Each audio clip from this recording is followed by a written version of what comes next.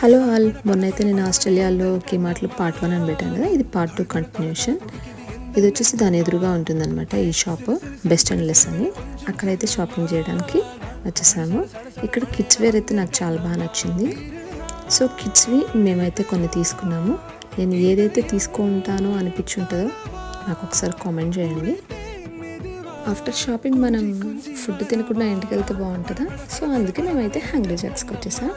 ఇక్కడ హంగ్రీ జాక్స్లో మేమైతే ఆర్డర్ ఇచ్చేసాం అండ్ ప్లే ఏరియా ఉంటుంది. సో అక్కడ ప్లే చేస్తున్నాము. అంటే నేను కాదనుకోండి, బాగా ప్లే చేస్తున్నాడు. And burger and coke order చేసాము.